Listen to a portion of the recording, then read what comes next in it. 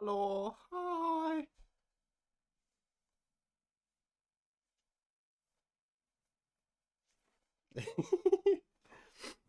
What's up with you, all you old people?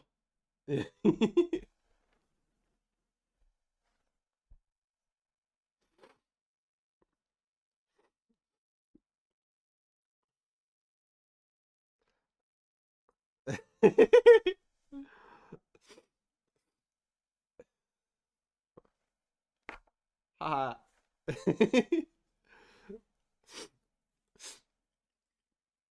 So, how is the music for you guys?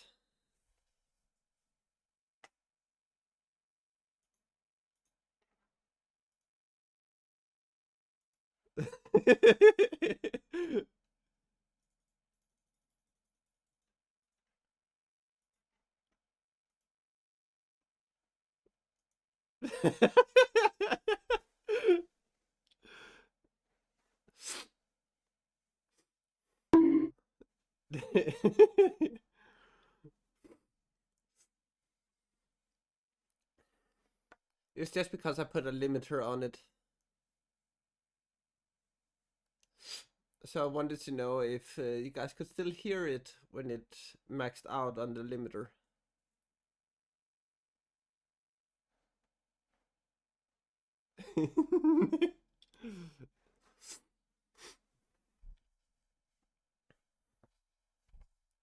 Yay! Jin used her high. Yay! It's so pretty.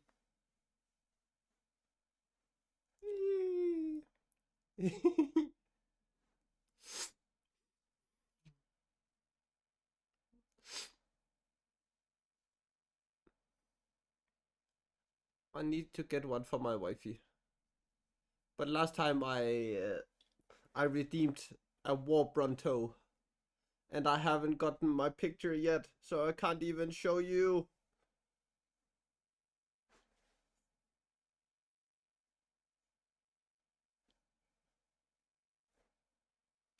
But it's so nice.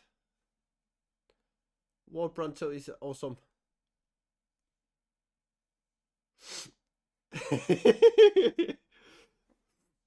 Not before I get a picture of it. Oh. Eh. There.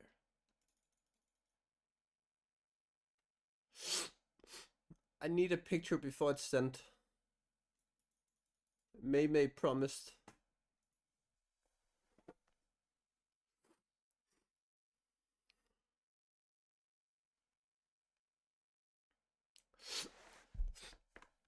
Oh yeah, and I was supposed to show you all of the bonbons that May has made. So now we are having showtime. Are you all ready? And this will be on my phone.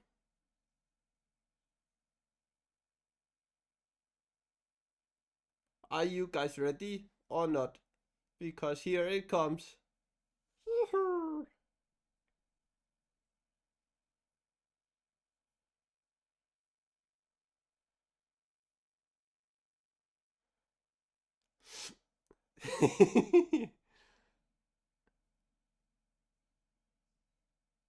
A dangerous bonbon.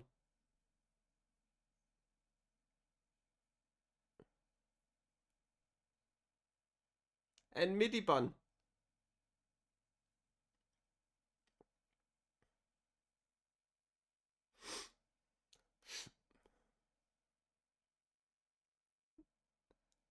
Midi bun is so awesome.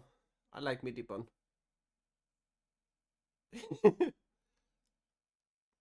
And here is a bonbon eating a carrot muffin, carrot cake.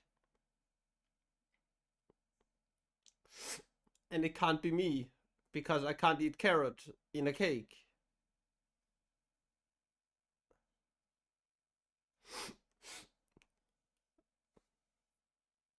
And also the ears are not my ears. And here you have a book bun with a carrot on the beneath its ear. And a lot of books.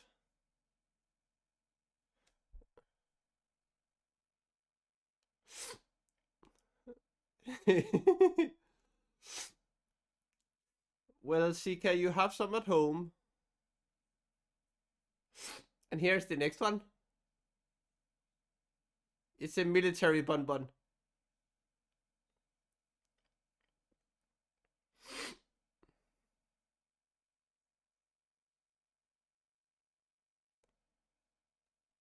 Next one, construction bonbon. Deconstructing people's faces.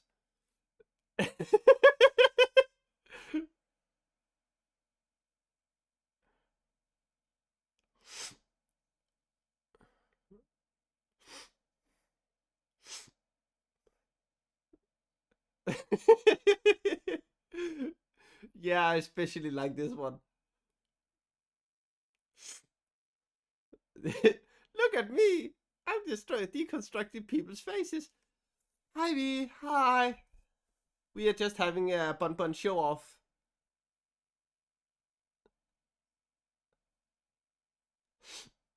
And this is farming bonbon.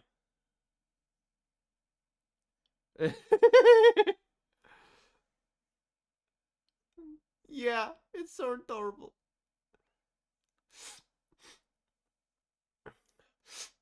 Oh, I hope work is okay.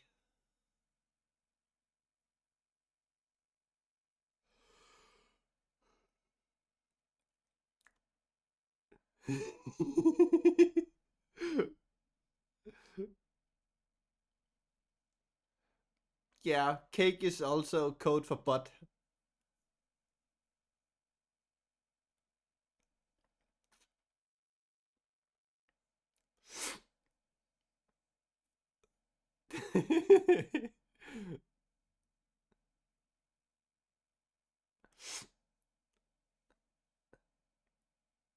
Was this one?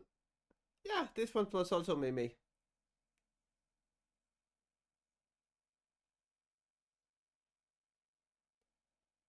you. Cake is also a code for butt. Like she got some good cake. And then we have the ones Anita. Yeah, like ass, but with two T's. And then we have this is Danger Bonbon, which is the one which Earthling uses as a high when he remembers it.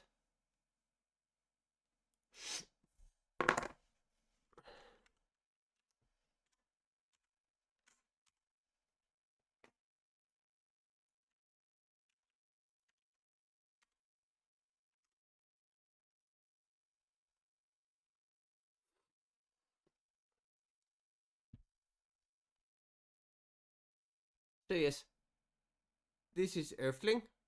Then you have the Royal Guard Toomey. This is Toomey. She's a Royal Guard bun and a clown.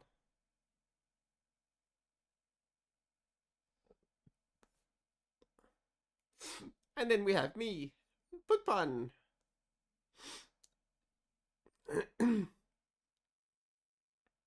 Toomey arrives just when you're being talked about. And then we have Jin, which is the barnacle. Okay, fucking chill. Okay.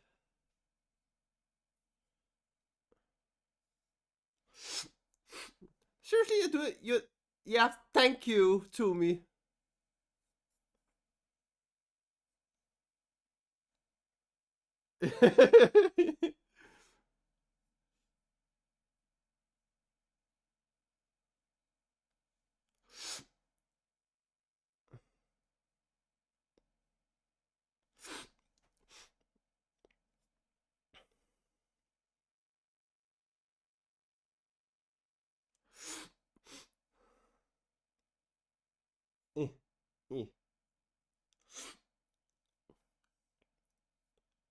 I know someone who loves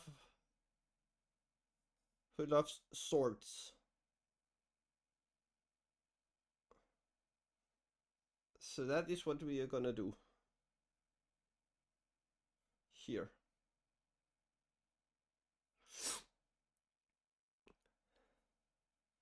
And you should to me. Because Jen deserves all the love we can give her.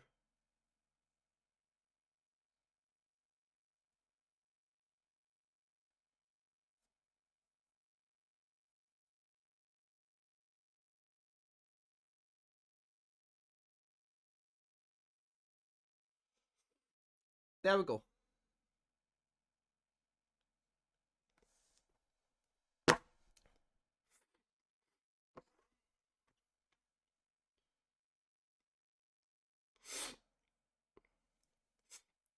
But Tumi is allowed to give you shoutouts, so don't delete that.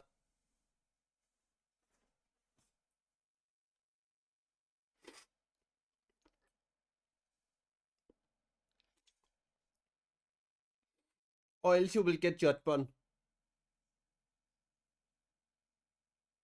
Don't delete the shoutout. Because Tumi is allowed to do that. Jen, I don't know if you have your eyes on the screen or if you have them on a sword, but yeah. Either way, I think you aren't looking properly.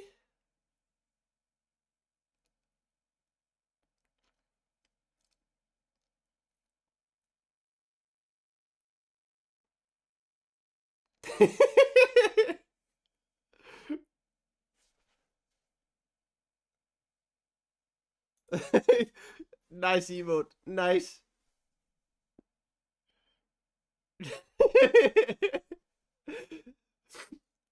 I am silly.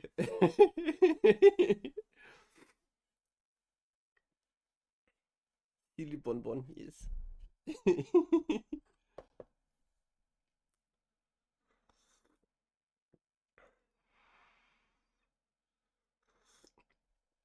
So give Anita and Tumi that shout out.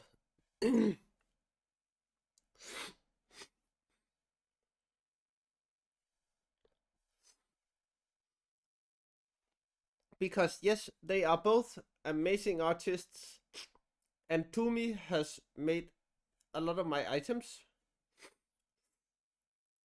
She has made my boogie bun, my headpad bun. She has made my new logo. We need to wait.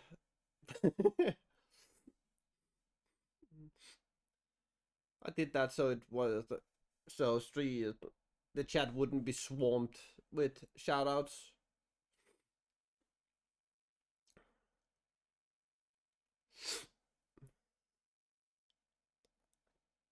Just to give people a little bit of time. It's to Jen is for the appreciation time of each shout out. Because we need to appreciate the people we shout out in here.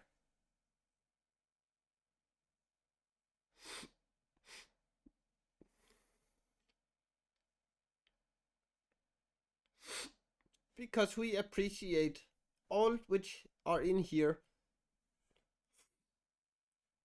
Because that helps the community getting better.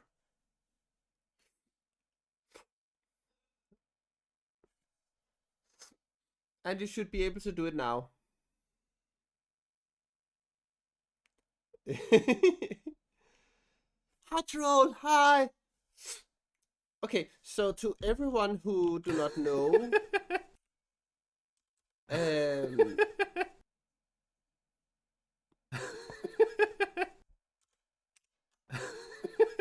this one is made by Miss Deathheart.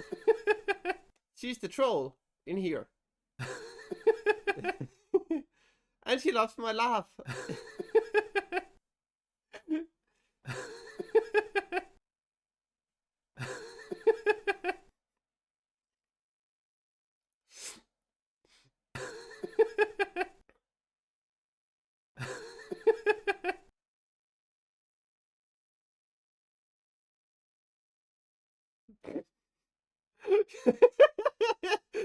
Well, that's your own fault.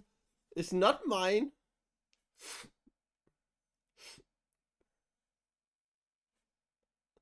I don't know if my girlfriend is still in here, but if she is, I hope she will come in here and say hi.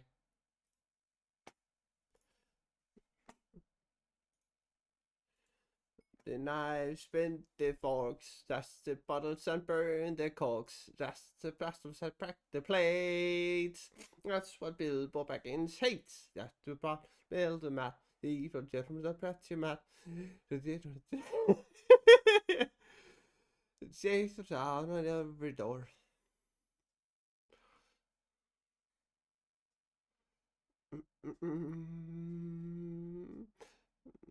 Sides you down the also roll.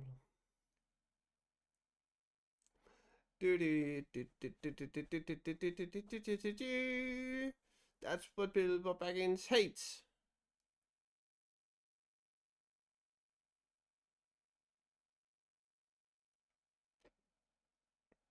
Oh shit. He's here. Fuck!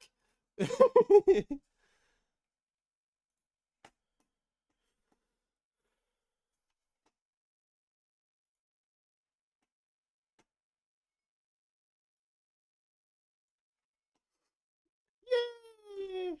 Yay! We like that.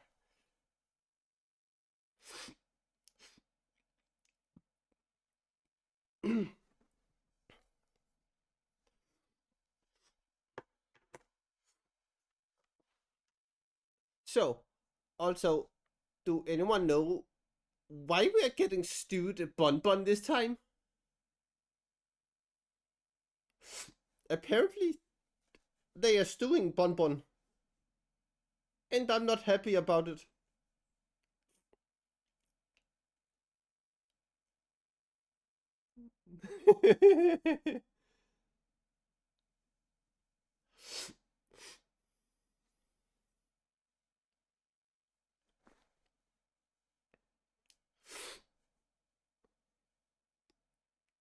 Because we do not like stewed bonbon in here.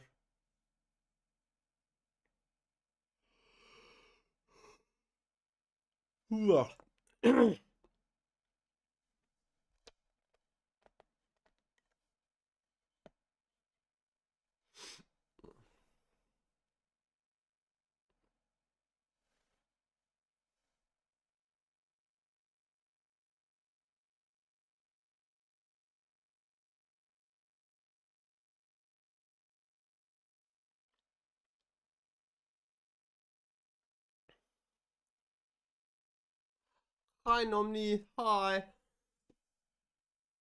Ooh, that's a long time since I have seen a bit batch in here. It's pretty. I like pretty.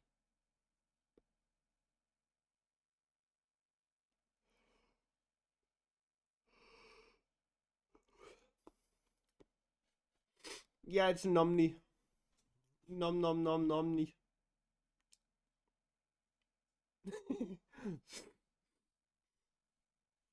I think it might have been too early for my girlfriend.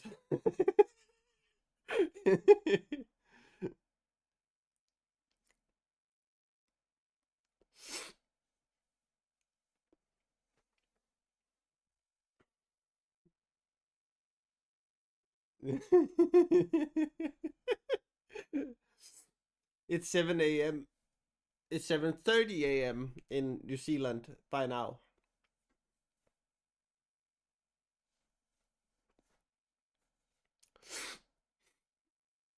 Yeah.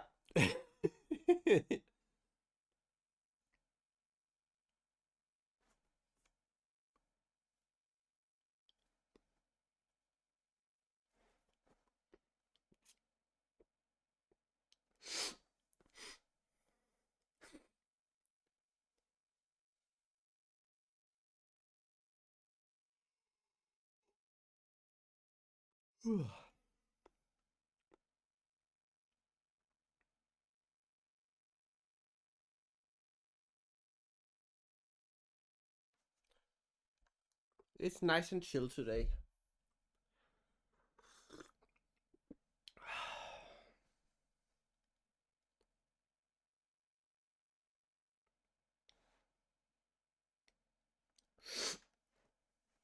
So, yes. Today we have how many pages? Okay, there. So, 65. So we have a little under 20 pages today to read. And for some reason, it's about stewing bonbon and herbs. So yeah, I'm looking forward to this chapter being over.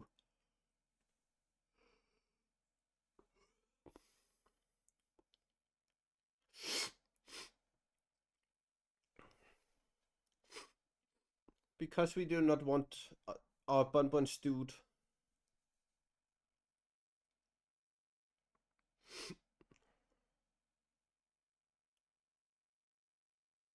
Yeah, it is good. It's really nice.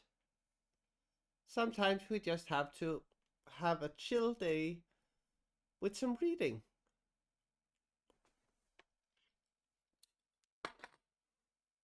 Okay, eyes, can you please stop watering?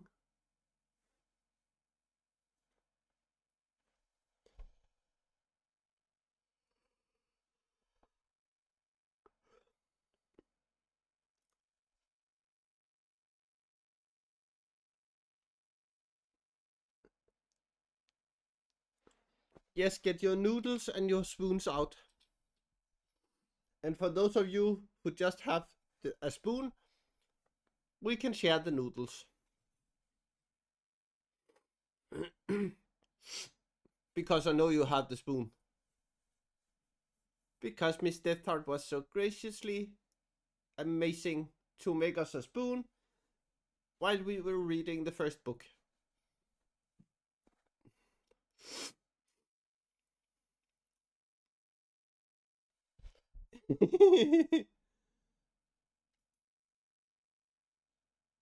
Nice.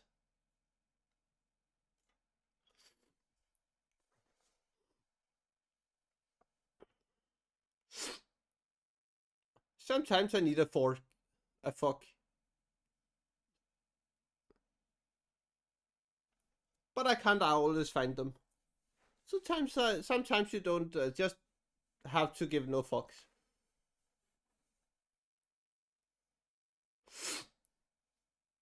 So yes.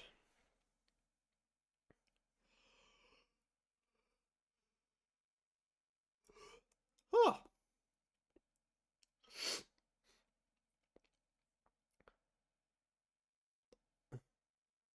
Ooh, Jin is pulling out the big stuff right now.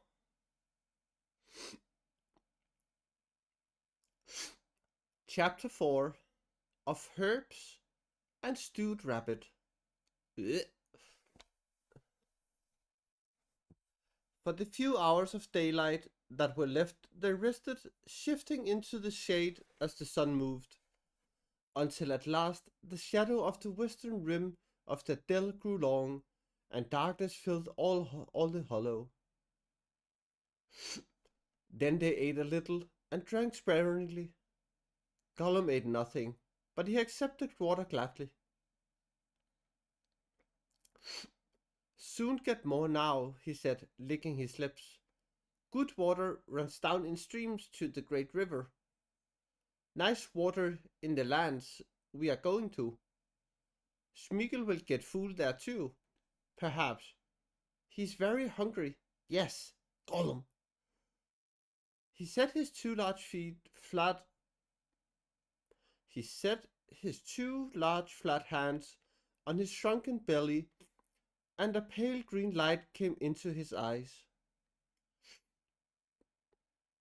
The dusk was deep when at length they set out, creeping over the westward rim of the dell, and fading like ghosts into the broken country of the borders of the road. The moon was now 3 nights from the full. but it did not climb over the mountains until nearly midnight, and the nearly night was very dark. Every single red light burned high up in the towers of the teeth, but otherwise no sign could be seen or heard of the sleepless watch on the Morannon. For many miles the red eye seemed to stare at them as they fled, stumbling through a barren stony country. They did not dare to take the road, but they kept it on their left, following its line as well as they could at a little distance. At last, when night was growing old and they were already weary, for they had taken only one short rest, the eye dwindled to a small fiery point and then vanished. They had turned the dark northern shoulder of the lower mountains and were heading southwards.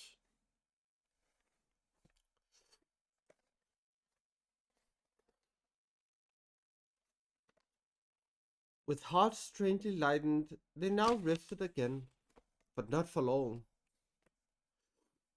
They were not going quick enough for Gollum.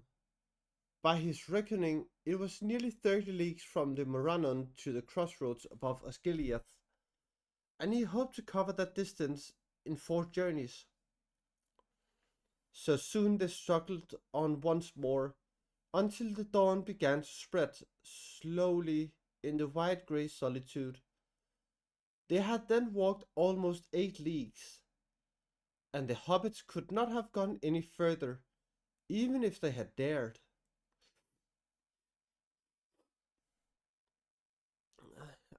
Hello, Earthling. So, Earthling, we have something to talk about. Why aren't you using your high? The Bonbon is very disappointed. She do not get to see the high every time you come in here the first time. Very disappointed.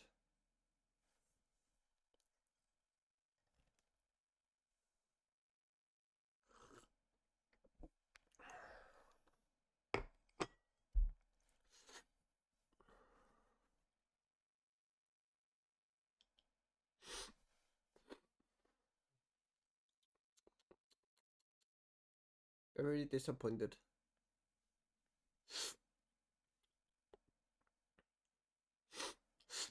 I want to see that high. Give it to me.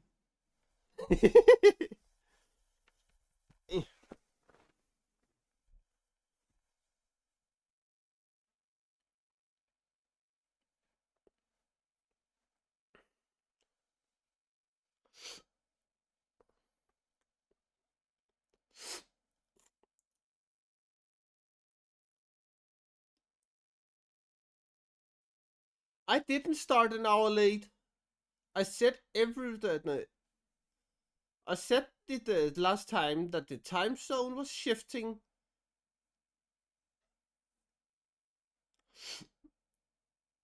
and that I was and that my stream time would change.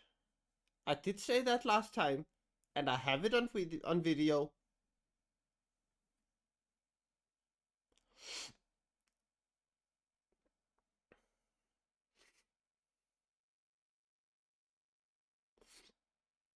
I even mentioned it twice last time, towards the end, because I know DST is a bitch. And I hate DST. The only good thing about DST is when my girlfriend have DST, because then it's easier for us to talk with each other.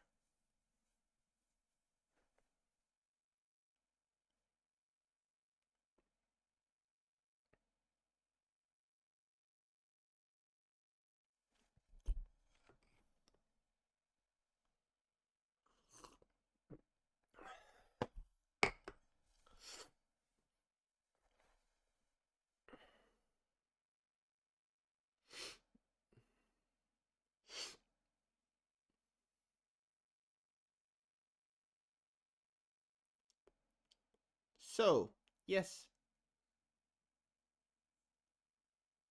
With my phone. When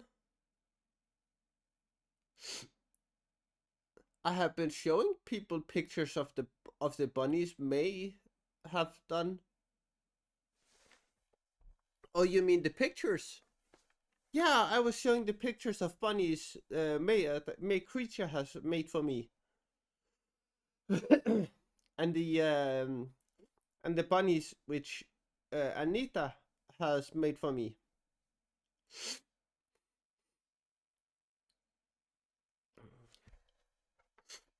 I can show you some of my favorite ones.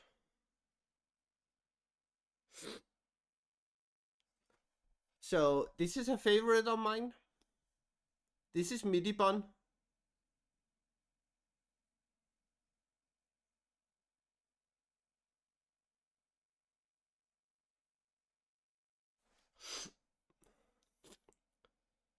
And then we have, okay, we are just gonna take it from the start because a lot of people apparently haven't seen. So we have a Danger Bun Bun.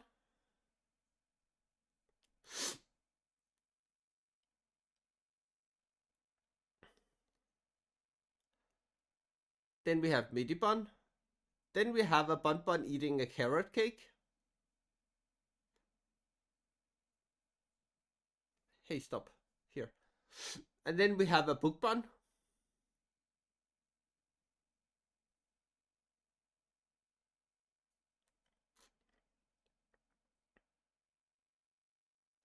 And we have army bun.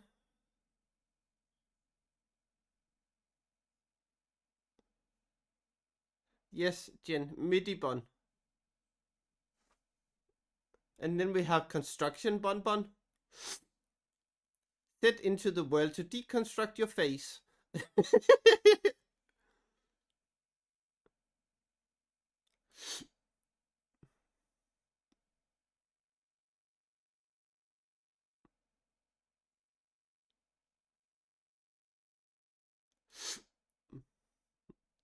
I like this one. It's nice. And then we have farming bun bun.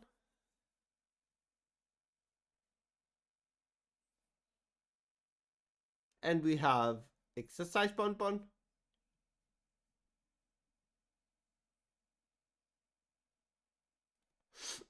Then we just have bun bun.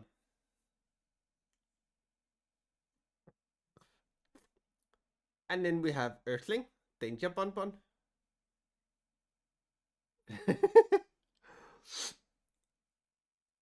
Then we have Toomey, the royal guard bun. Then we have me, book bun. Then we have Jin, the barnacle.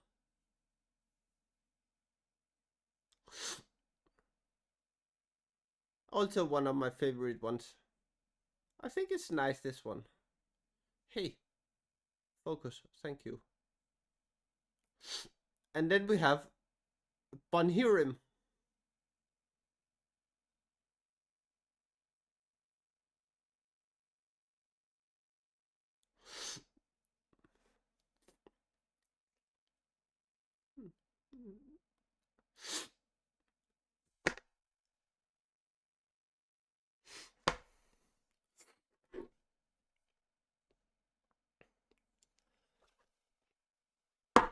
All bun buns in my kingdom are favorites.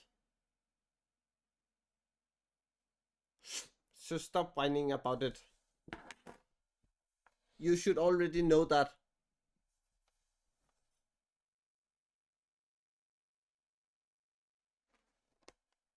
Re.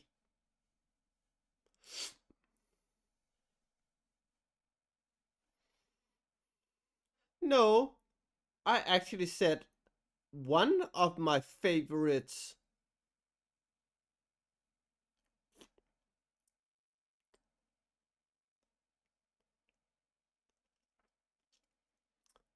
Favorites is multiple. And Jen is just one of them. So yes, you heard it with your bad ears.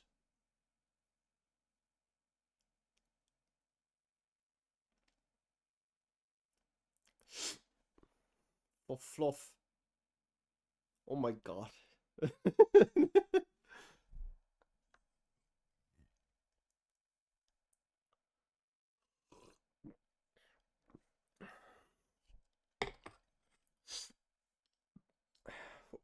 Wow. So, I guess this was it for today.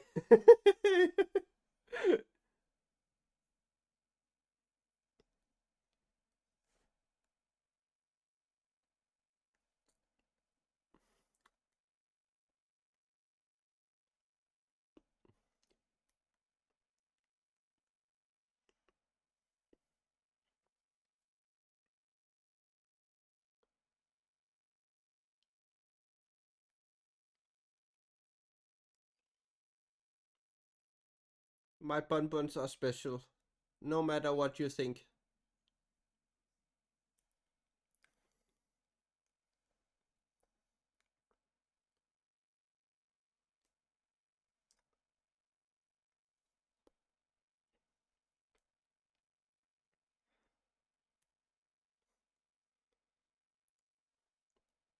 All my bonbons are special.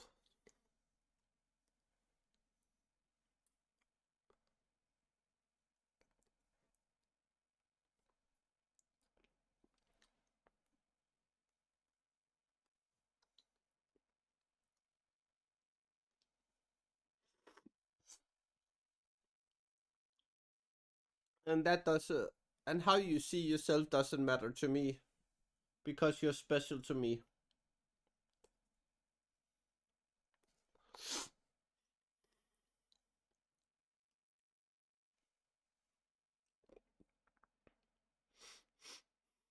So yes.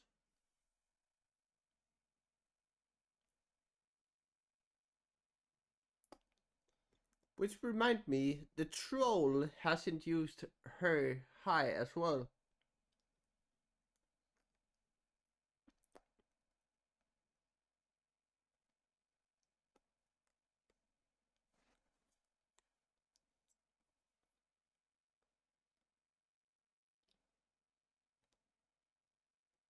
Woo!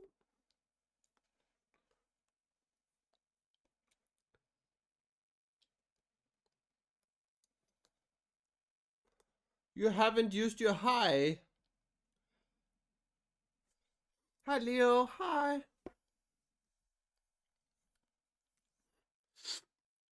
Oh my god.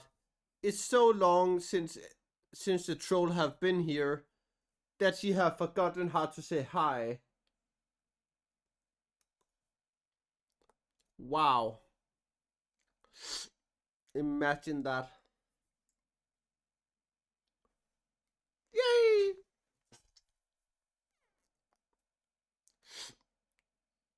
Oh, so close to me. So close. Hi Josh, hi.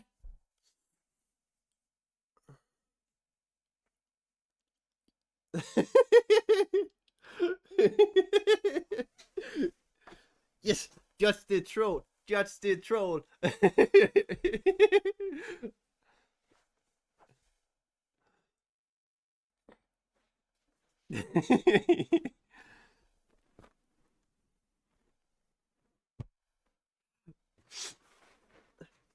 We like you, Mr. Tron. So, Leo, how are you? Are you good today? And have you been good since last?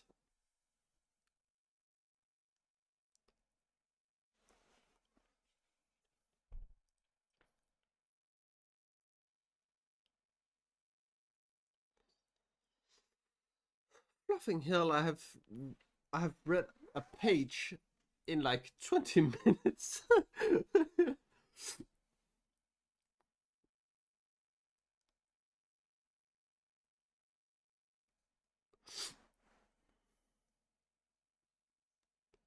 Group parachute. Come on, everyone. Let's jump. Jump, jump, jump, but jump.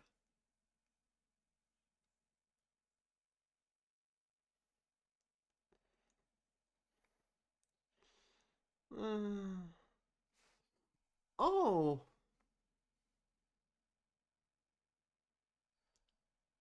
what has been up with that, Leo?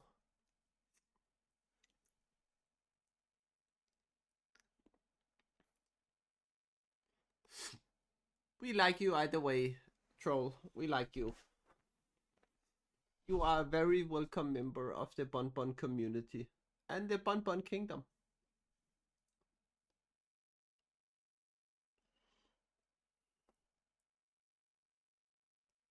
Oh, ew.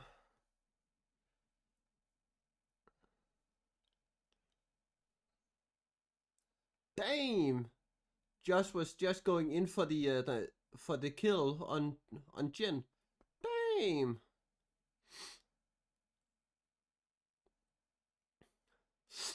Is Toomey gonna? No, Toomey, not the second time.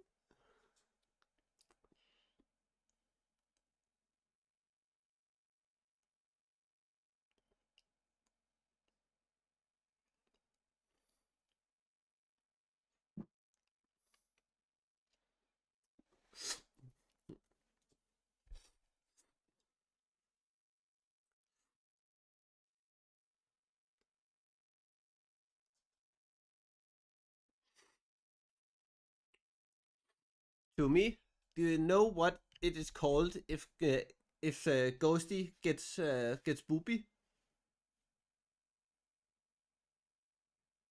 If he gets booba?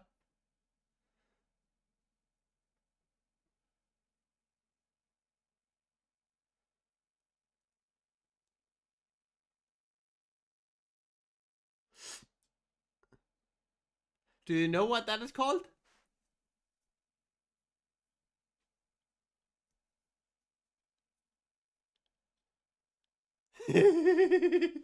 Yeah. Paranormal entities.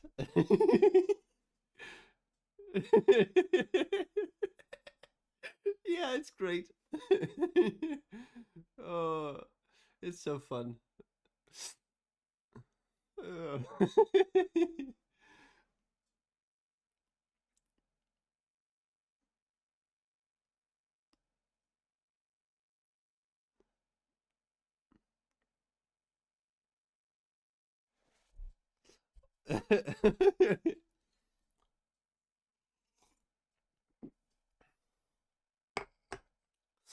Leo need to have a chill time, like seriously once.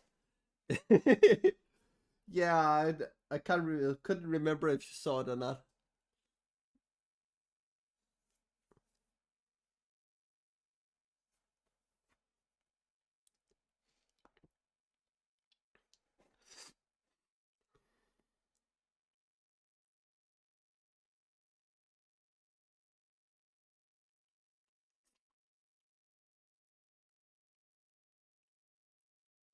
So yes, now we're gonna read again.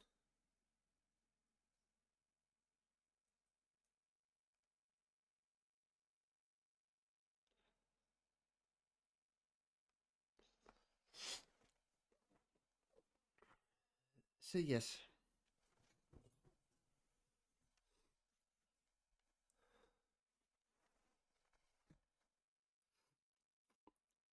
the growing light revealed to them a land already less barren and ruinous. The mountain still loomed up ominously on their left, but near at hand they could see the southward road, now bearing away from the black roots of the hills and slanting westward. Beyond it were slopes covered with somber trees like dark clouds, but all about them lay a tumbled heathland, grown with ling and broom and cornel and other shrubs that they did not know.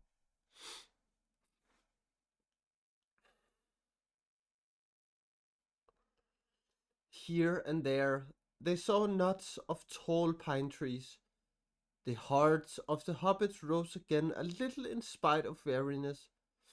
The air was fresh and fragrant, and it reminded them of the uplands of the North farthing far away.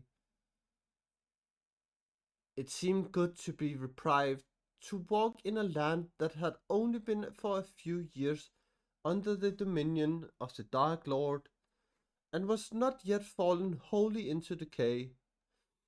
But they did not forget their danger, nor the black gate that was still all too near. Hidden through it was behind the gloomy heights. They looked about for a hiding place where they could shelter from evil eyes while the light lasted.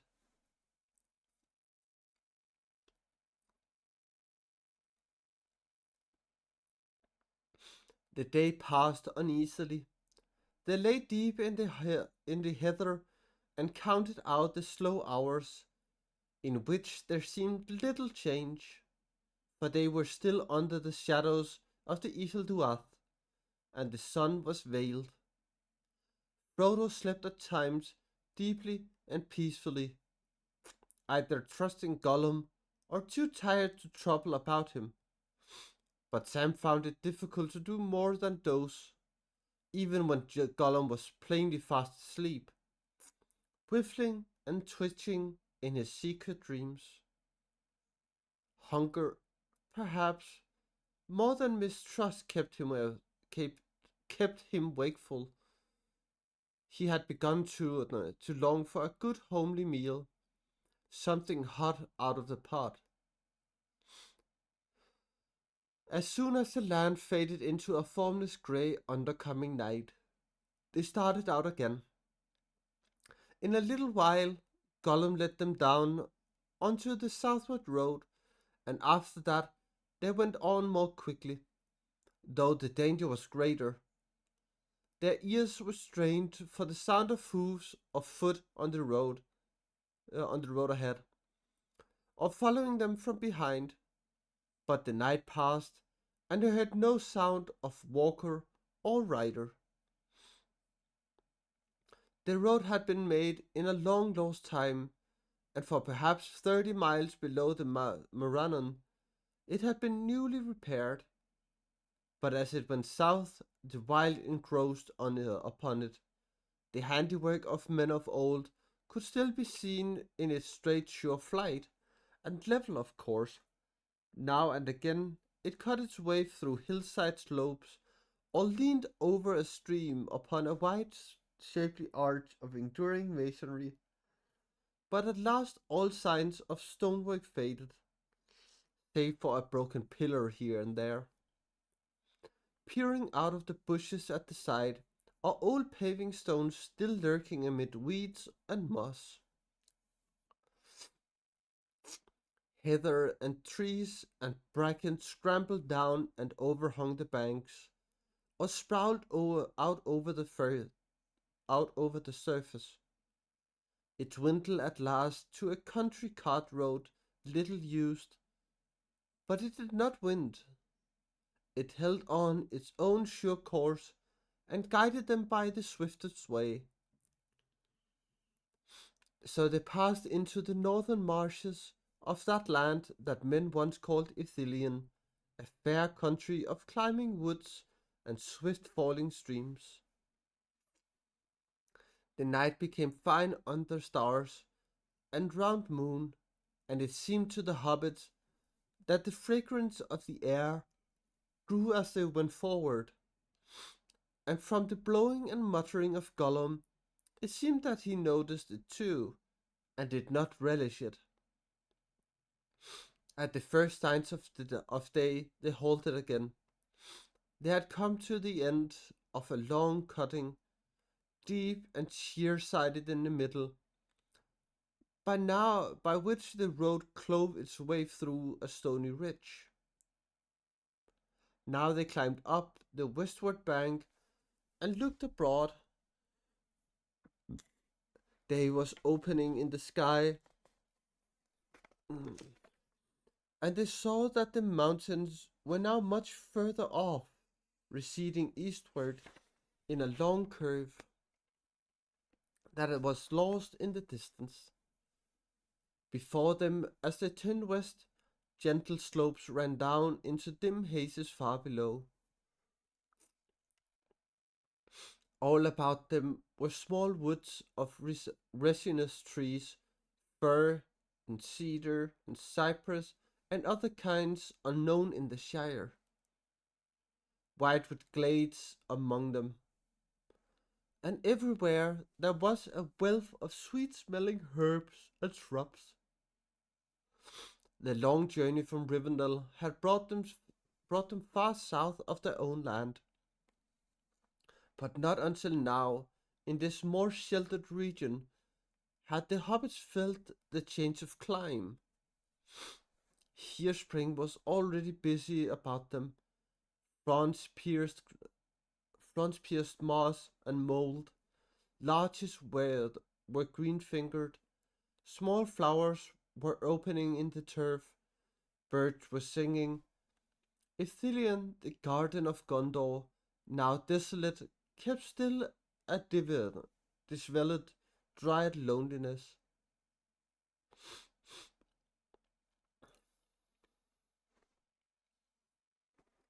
South and west it looked towards the warm lower vales of Anduin, shielded from the east by the inner Ifelduath, and yet not under the mountain's shadow, protected from the north by the Emon Mule, open to the southern airs and the moist winds from the sea far away. Many great trees grew here, planted long ago, falling into untended age amid a riot of careless descendants, and groves and thickets there were of tamarisk and pungent terebinth, of olive and of bay, and there were junipers and myrtles and thymes that grew in bushes, or with their woody creeping stems mantled in deep tapestries the hidden stones, sages of many kinds, putting forth blue flowers, or red or pale green, and marjorams and new sprouting parsley, and many herbs of forms and scents beyond the garden lore of Sam. The grots and rocky walls were already starred with satifrages and stone crops. Primrose and anemones were awake in the filbert brakes, and asphodel and many lily flowers nodded their half-open heads in the grass. Deep green grass beside the pools where falling streams halted in cool hollows on their journey down to Anduin. Oh my god, I need something to drink.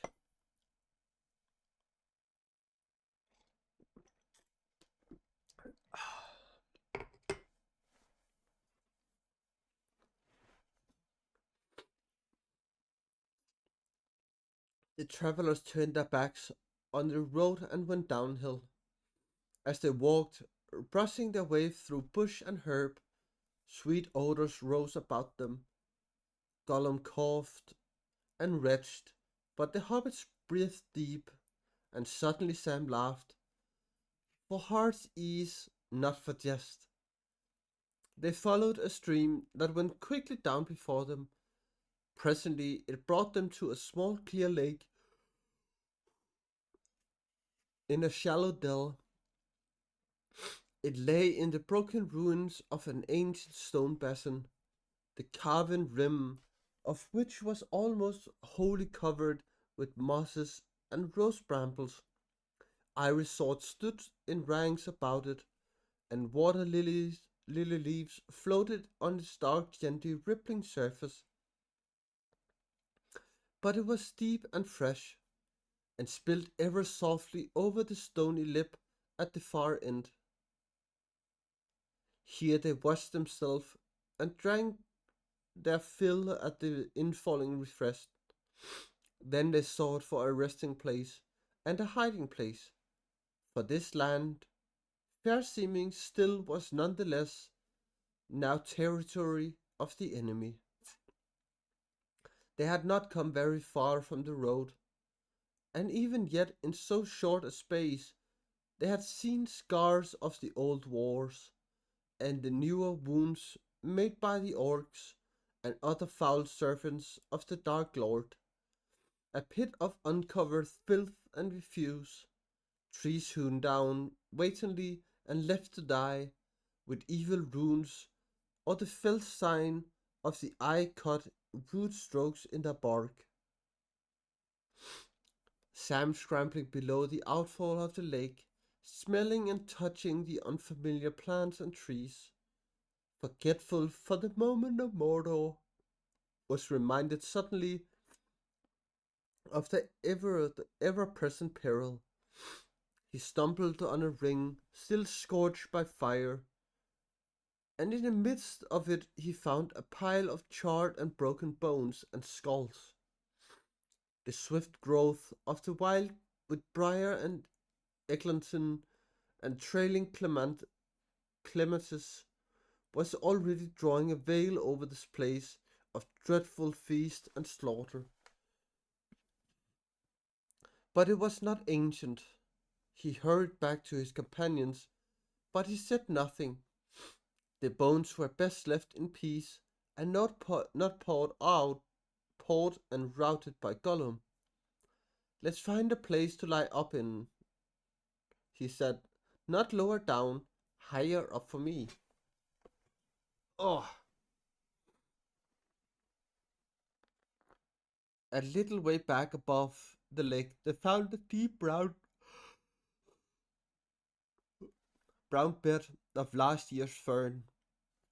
Beyond it was a thicket of dark-leaved bay trees, climbing up a steep bank that was crowned with old cedars. Here they decided to rest and pass the day, which already promised to be bright and warm. A good day for strolling on their way along the groves and glades of Ithilien. But though orcs may shun the sunlight, there were too many places here where they could lie hid and watch, and other evil eyes were abroad. Sauron had many servants. Gollum, in any case, would not move under the yellow face. Soon it would look over the dark ridges of the Isilduath, and he would faint and cover in the light and heat. Sam had been giving earnest thought to food as they marched. Now that the despair of the impossible gate was behind him, he did not feel so inclined as his master to take no thought for their livelihood beyond the end of the errand, and anyway it seemed wiser to him to save the waybread of the elves for worse times ahead. 6 days or more had passed since he reckoned that they had only a bare supply for 3 weeks. If we reach the fire in that time, we'll be lucky at this rate, he thought. And we might be wanting to get back. We might. Besides, at the end of a long night's march, and after bathing and drinking, he felt even more hungry than usual. A supper or a breakfast by the fire in the old kitchen at Bagshot Row was what he really wanted. An idea struck him, and he turned to Gollum. Gollum had just begun to sneak off on his own, and he was crawling away on all fours through the fern. Hey, Gollum, said Sam, where are you going? Hunting? Well, see here, old noser. You don't like our food, and I'd not be sorry for a change myself. Your new motto's always ready to help. Could you find anything fit for a hungry hobbit? Yes, perhaps, yes, said Gollum. Smeagol always helps if they ask nicely. Right, said Sam. I does ask. If that isn't nice enough, I begs. Gollum disappeared. He was away some time, and Frodo, after a few mouthfuls of lumbers, settled deep into the brown fern and went to sleep. Sam looked at him. The early daylight was only just creeping down into the shadows under the trees, but he saw his master's face very clearly, and his hands too, lying at rest on the ground beside him. He was suddenly reminded of Frodo as he had lain, asleep in the house of Elrond after his deadly wound. Then, as he had kept watch, Sam had noticed that at times a light seemed to be shining faintly within, but now the light was even clearer and stronger. Frodo's face was peaceful. The marks of fear and care had left it, but it looked old and beautiful, as if the chiseling of the shaping years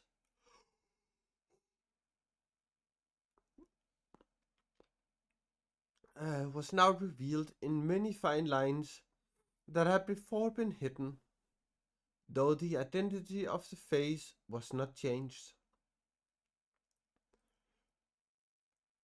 Not that Sam Gamgee put it that and put it that way to himself. He shook his head as if finding words useless and murmured, "I love him. He's like that, and sometimes it shines through, somehow. But I love him whether or no." Gollum returned quietly and peered over Sam's shoulder, looking at Frodo. He shut his eyes and crawled away without a sound. Sam came to him a moment later and found him chewing something and muttering to himself. On the ground beside him lay two small rabbits, which he was beginning to eye greedily. "Smeagol always helps," he said. "He has brought rabbits, nice rabbits. But Master has gone to sleep, and perhaps Sam wants to sleep. Doesn't want rabbits now?" Smeagol tries to help, but he can't catch anything all in a minute. Sam, however, had no objection to rabbit at all, and said so. At least not to cooked rabbit. All hobbits, of course, can cook, for they begin to learn the art before their letters, which many never reach.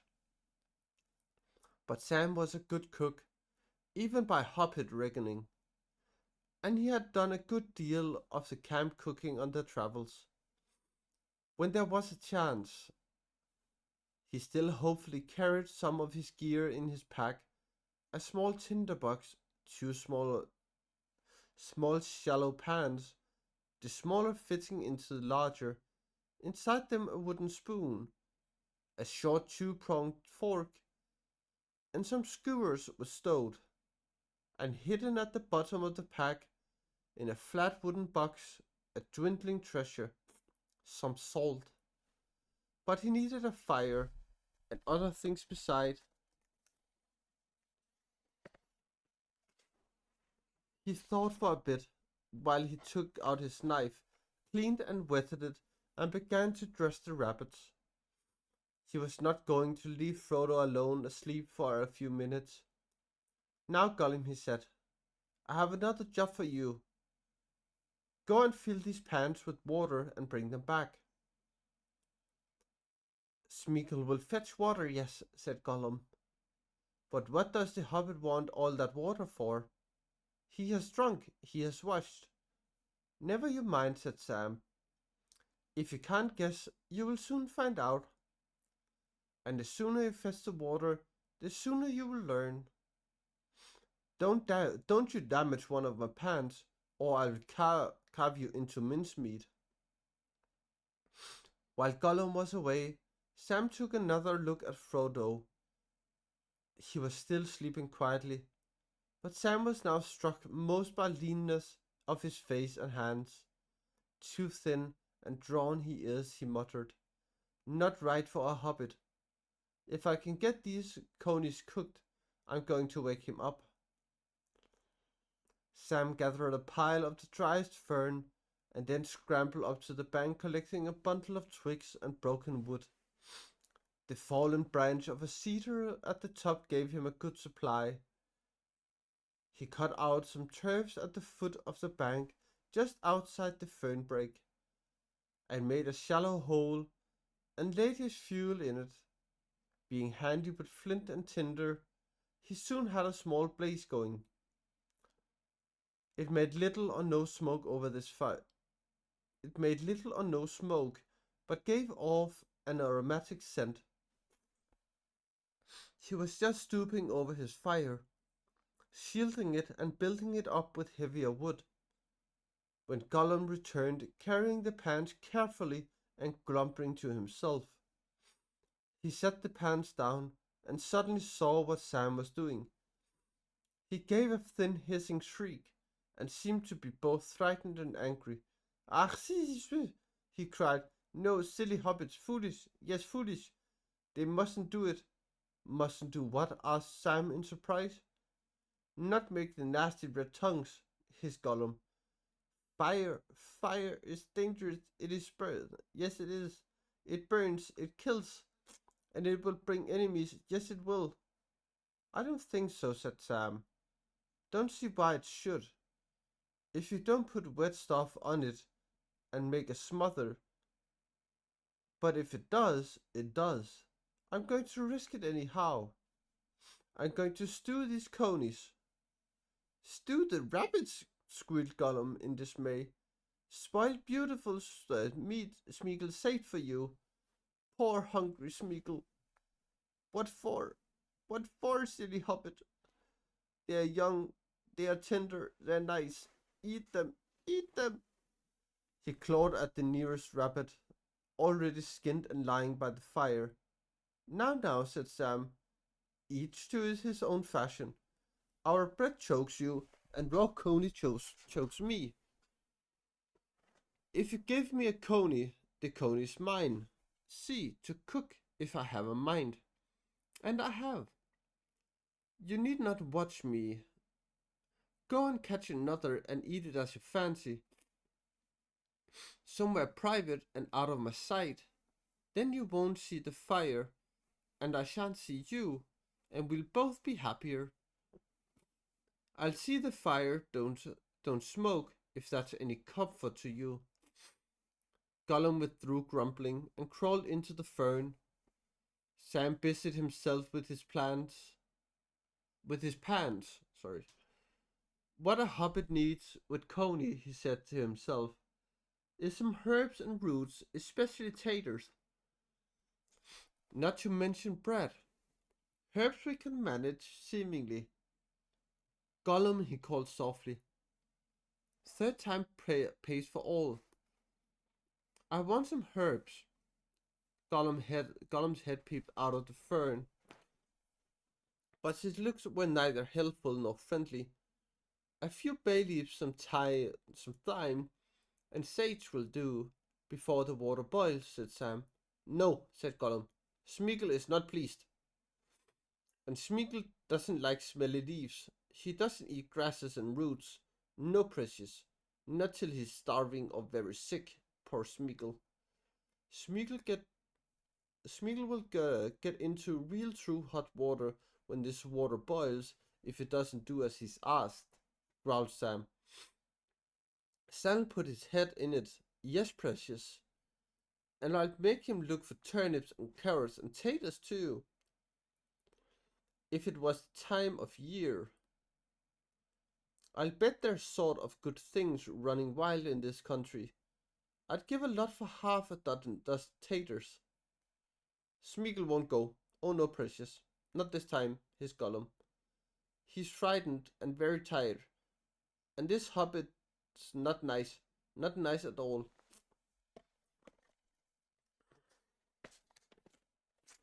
"Smeagol won't grub for roots and carrots and taters." "What's taters, precious?" "What's that?" "Potatoes," said Sam. "The gaffer's delight and rare good ballast for an empty belly. But you won't find any, so you need not look." But be good, Smeagol, and fetch me some herbs, and I'll think better of you.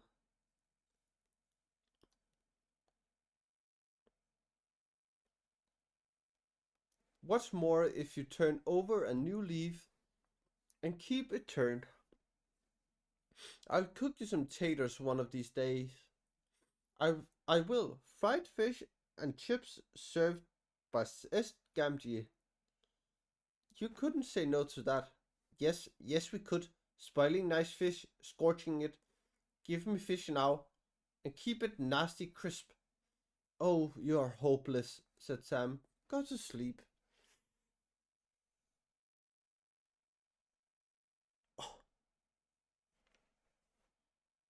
Oh my god, my neck.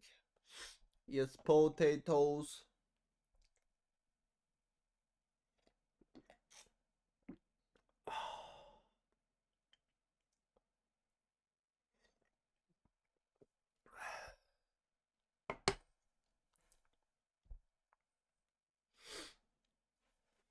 Ugh.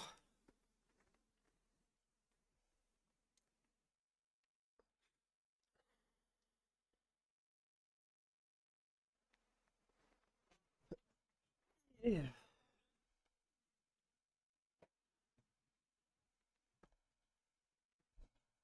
Yeah, very sonic. But I'm also trying to sit properly so I do not wreck my back.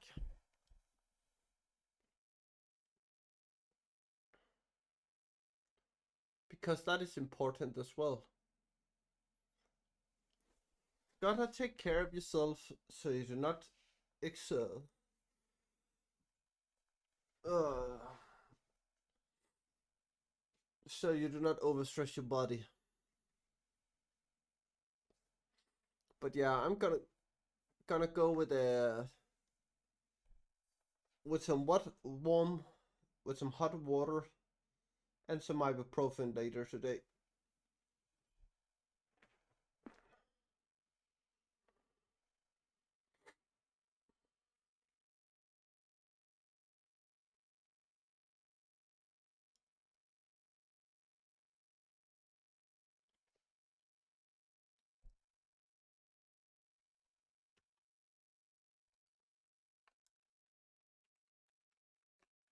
Because for some reason I have a hard time staying warm.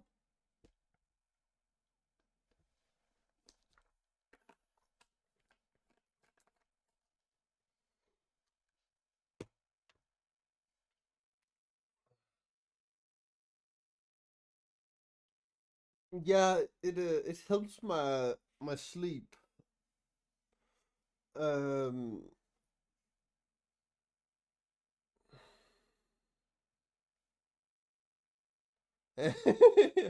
that's fine. Um, but yes, it helps with me with sleeping. Um, because sometimes I have a hard time sleeping because of pain in my shoulders. So when I'm showering, I'm giving it a massage while having having hot water on the muscle to hopefully release some of the pain.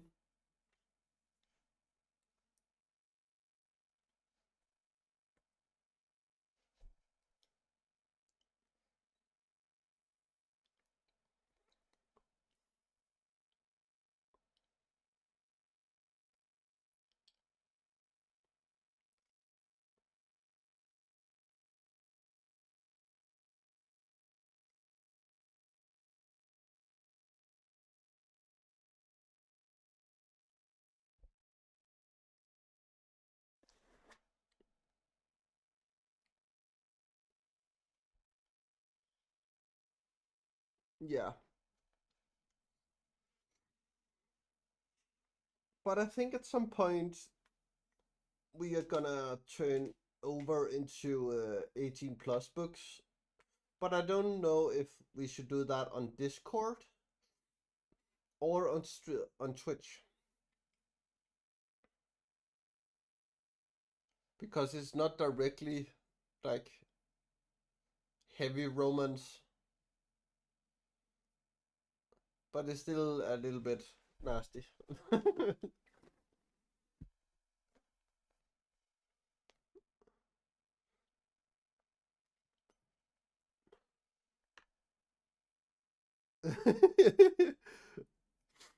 What to me? What?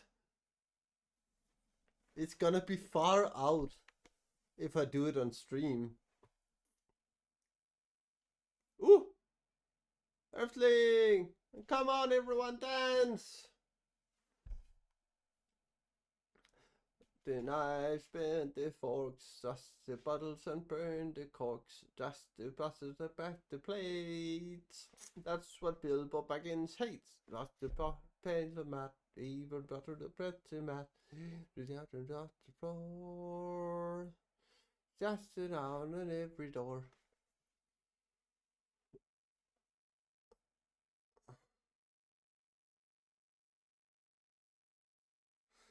The house a roll.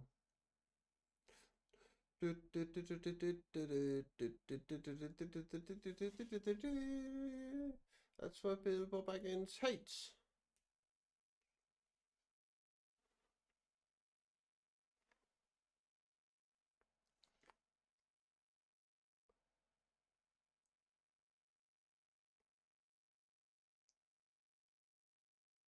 Oh no.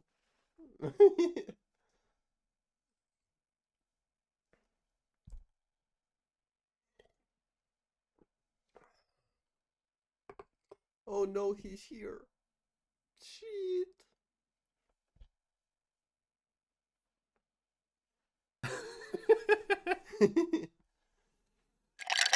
Oh, thank you to me. Oh my god, that was needed. Oh. Oh.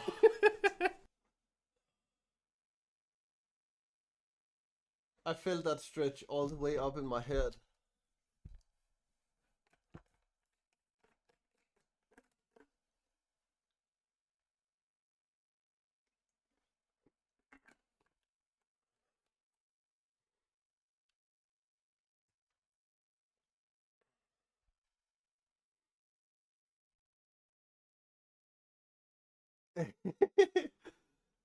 That's fine, Leo. Have some nice potatoes.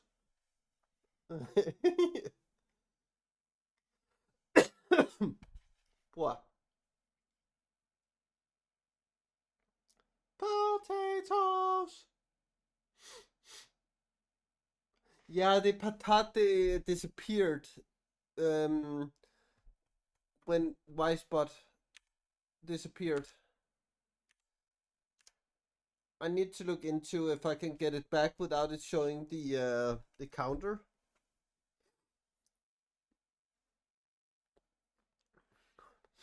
Because I do not want to see.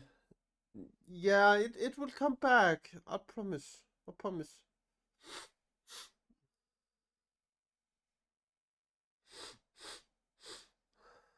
Um.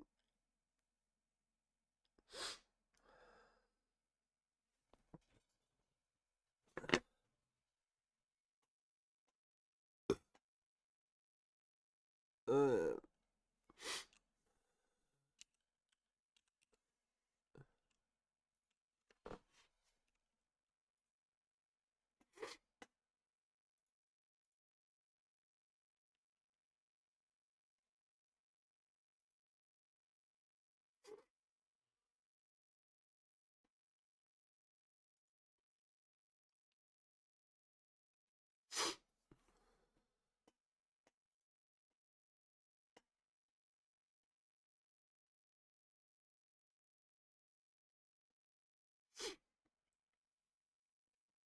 it's because I do not want to see um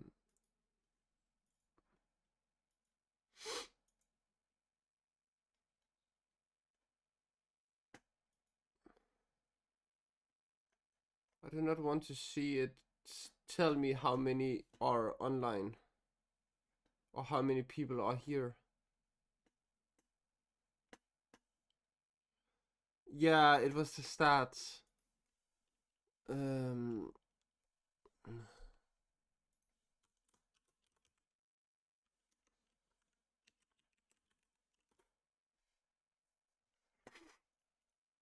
that was my issue.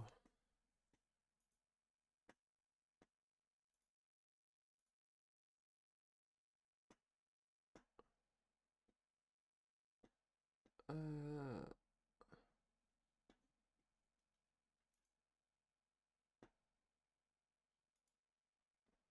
that was.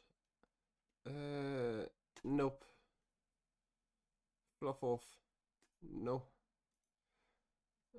Nope.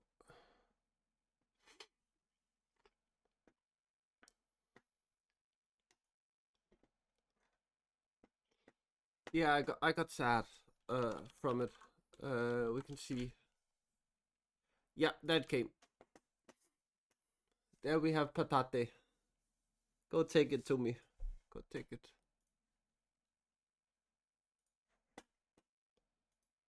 Yes. But now it shouldn't show all of the other things. Which I dislike.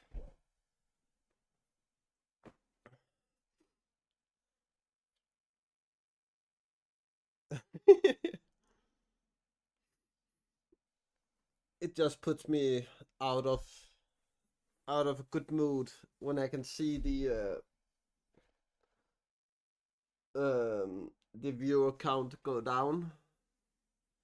So I would rather be in the unknowing.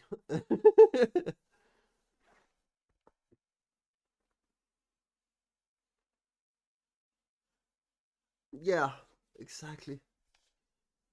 Oh,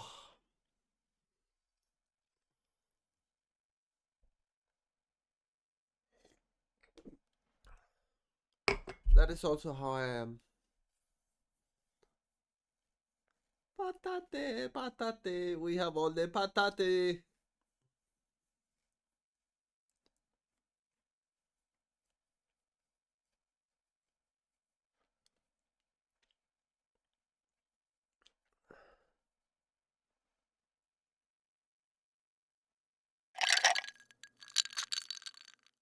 Oh, thank you, Earthling.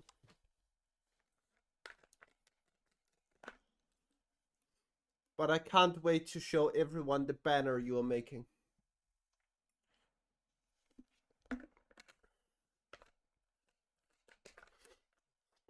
It could be fun to have like a desk mat with the banner on. That could be fun.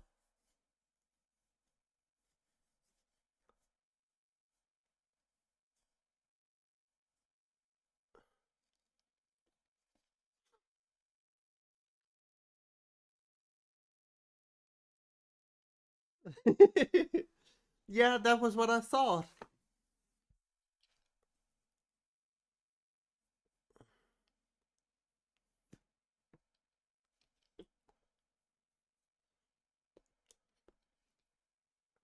But yeah, I don't want to stuff my merch down people's throats. So if people want to see, they can go see the merch here.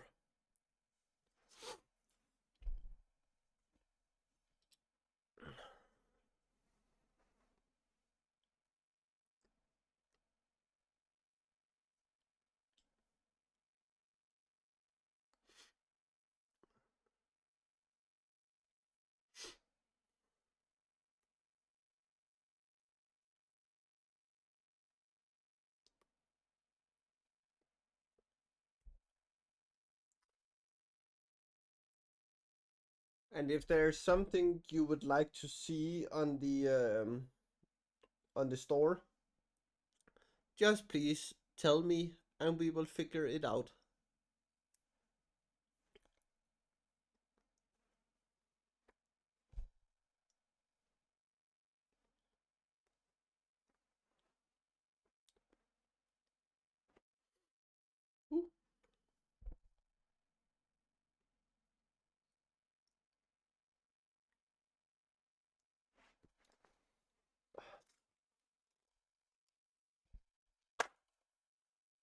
Oh my god.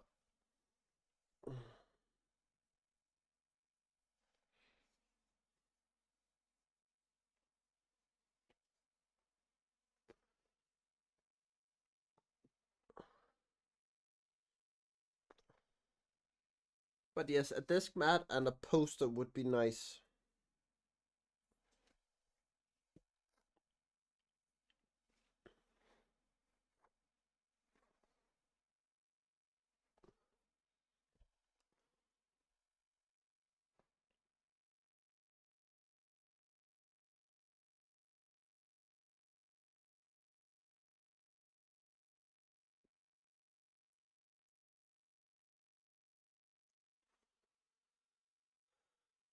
Mm,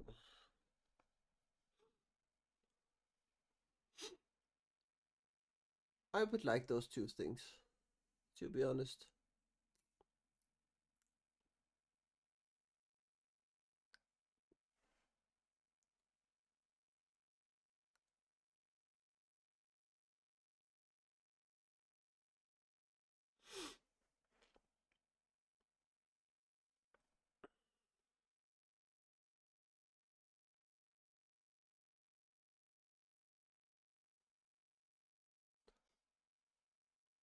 But yes, ideas are very welcome in this kingdom.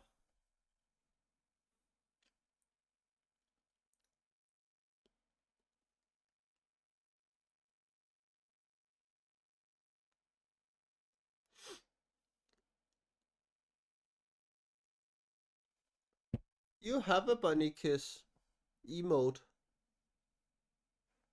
It's just called kiss in my emotes.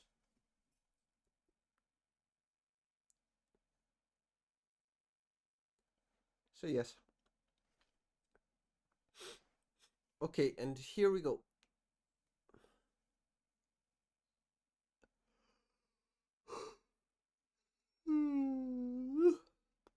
I thought.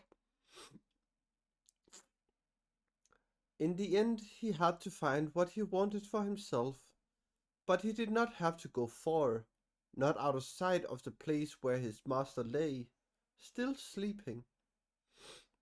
For a while Sam mussing and tending the fire till the water boiled. The daylight grew and the air became warm. The dew faded off turf and leaf. Soon the rabbits cut up lay simmering in their pans with the bunched herbs. Almost Sam fell asleep as time went by. He let them stew for close on an hour, testing them now and again with his fork and tasting the broth. When he thought all was ready, he lifted the pans off the fire and crept along to Frodo. Frodo half opened his eyes as Sam stood over him, and then he wakened from his dreaming another gentle, unrecoverable dream of peace. "Hello, Sam," he said. "Not resting? Is anything wrong?" "What is the time?" "About a couple of hours after daybreak," said Sam, "and nigh on half past 8 by Shire clocks, maybe. But nothing's wrong, though it ain't quite what I would call right. No stock, no onions, no taters. I got a bit of a stew for you, and some broth, Mr. Frodo. Do you good. You'll have to sub it in your mug, or straight from the pan, when it's cooled a bit. I haven't brought no bowls, nor nothing proper." Frodo yawned and stretched. You should have been resting, Sam," he said, "and lighting a fire was dangerous in these parts. But I do feel hungry. Hmm, can I smell it from here? What have you stewed?" "A present from Smeagol," said Sam. "A brace o' young conies, though I fancy Gollum's regretting them now. But they're naught to go with them but a few herbs." Sam as his master sat just with the fern brake and ate their stew from the pans, sharing the old fork and spoon. They allowed themselves half a piece of the elvish way bread each. It seemed a feast. Phew! Gollum, Sam called and whistled softly. Come on, still time to change your mind. There's some left if you want to try stew coney. There was no answer. Oh well, I suppose he's gone off to find something for himself. We'll finish it, said Sam. And then you must take some sleep, said Frodo. Don't drop off while I'm nodding, Mr. Frodo. I don't feel too sure of him. There's a good deal of stinker, the bad Gollum, if you understand me, in him still, and he's getting stronger again. Not but what I think he'll try to throttle me first now. Uh, we don't see eye to eye, and he's not pleased with Sam. Oh no, precious, not pleased. They finished, and Sam went off to the stream to rinse his gear. As he stood up to return, he looked back up the slope. At that moment he saw the sun rise out of the reek, or haze, or dark shadow, or whatever it was, that lay ever to the east, and it sent its golden beams down upon the trees and glades about him. Then he noticed a thin spiral of blue-grey smoke, plain to see as it caught the sunlight, rising from the thicket above him. With a shock he realized that this was the smoke from his little cooking fire, which he had neglected to put out. That won't do. Never thought it would show like that, he muttered, and he started to hurry back. Suddenly he halted and listened. Had he heard a whistle or not? Or was it the call of some strange bird? If it was a whistle, it did not come from Frodo's direction.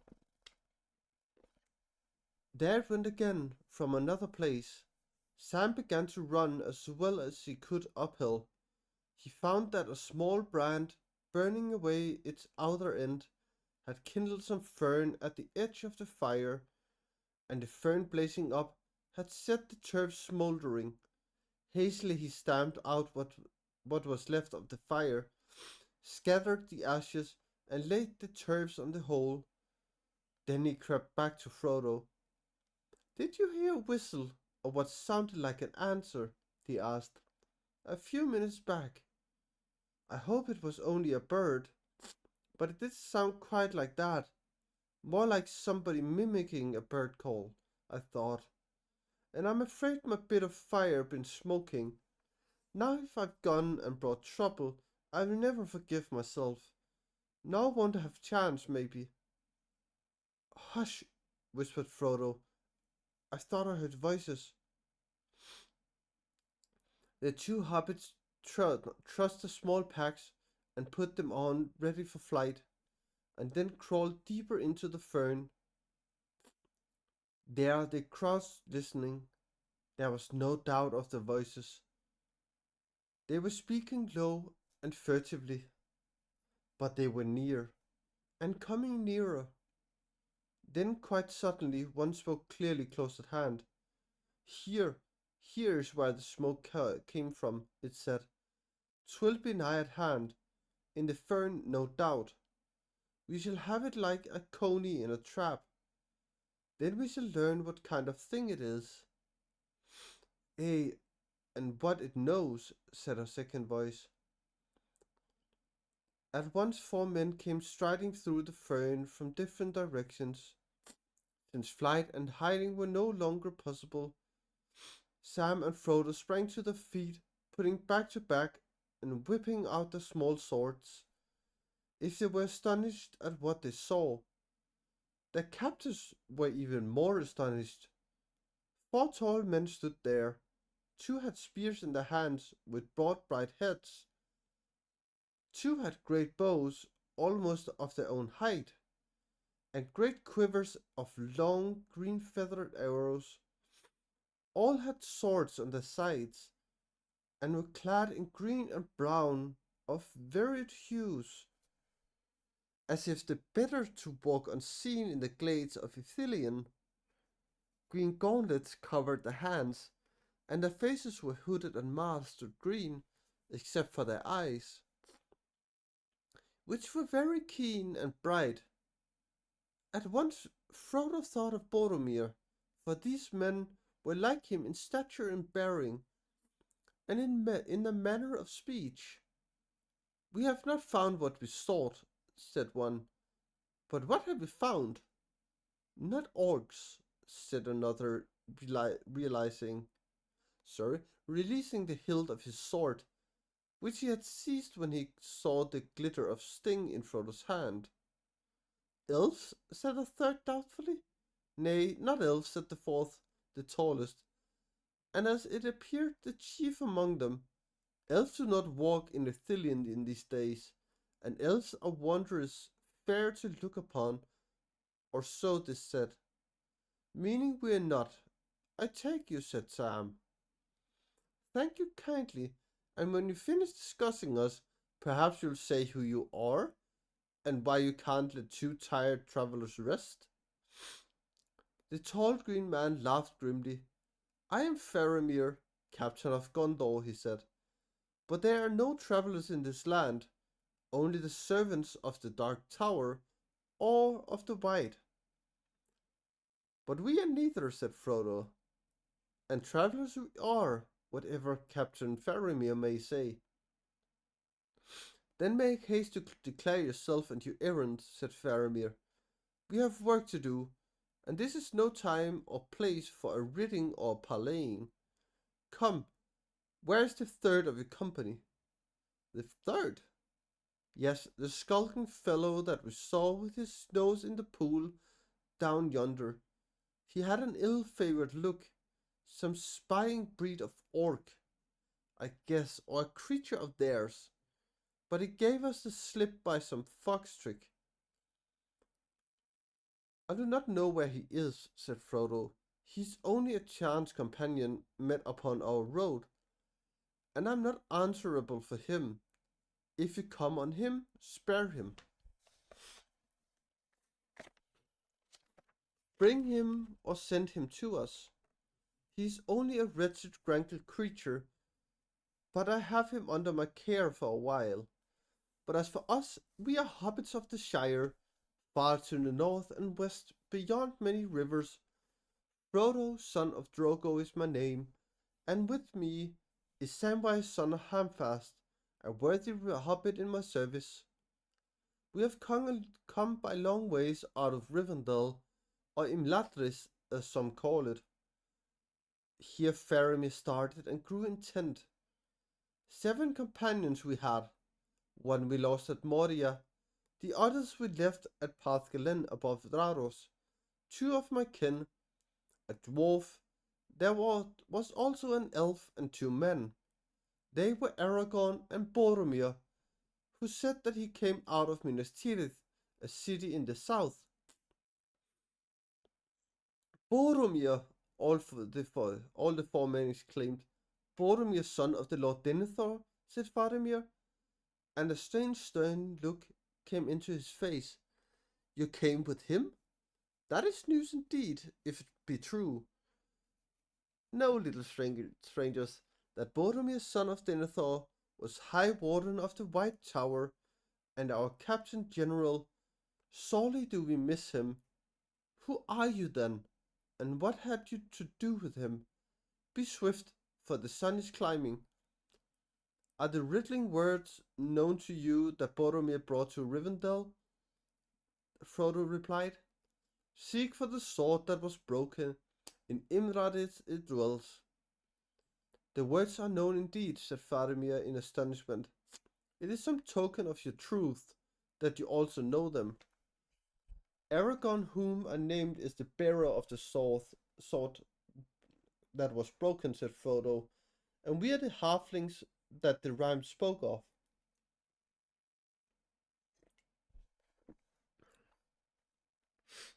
That I see, said Faramir thoughtfully. Oh, I see that it might be so. And what is Isildur's bane? That is hidden, answered Frodo. Doubtless it will be made clear in time. We must learn more of this, said Faramir, and know what brings you so far east under the shadow of yonder. He pointed and said no name. But not now, we have business in hand. You are in peril, and you would not have gone far by field or road this day. There will be hard hand strokes nigh at hand ere the day is full. Then death and swift flight back to Anduin. I will leave two to guard you, for your good and for mine. Wise men trust not to chance meeting on the road in this land. If I return, I will speak more with you. Farewell, said Frodo, bowing low. Think what you will. I am a friend of all enemies of the one enemy. We would go with you, if we halfling folk could hope to serve you, such doughty men, strong and to seem, and if my errand permitted it, may the light shine on your swords. The halflings are courteous folk, whatever else they be, said Faramir. Farewell.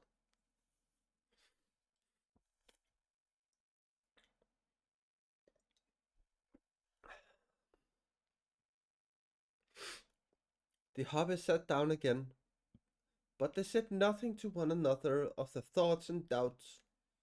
Close by, just under the dappling shadow of the dark bay trees, two men remained on guard. They took off their masks now and again to cool them as the day heat grew, and Frodo saw that they were goodly men, pale skinned, dark of hair, with grey eyes and faces, sad and proud. They spoke together in soft voices, at first using the common speech, but after the manner of older days, and then changing to another language of their own. To his amazement as he listened, Frodo became aware that it was the elven tongue that they spoke, or one but little different, and he looked at them with wonder, for he knew then that they must be Dunedain of the south, men of the line of the lords of Westerness.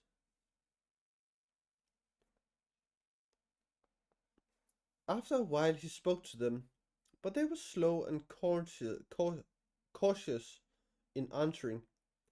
They named themselves Mapling and Damrod, soldiers of Gondor, and they were rangers of Ithilien, for they were descended from folk who lived in Ithilien at one time, before it was overrun. From such men the Lord Denethor chose his foreirs, who crossed the Anduin secretly. How or where they would not say, to harry the orcs and other enemies that roam between the Efelduath and the river.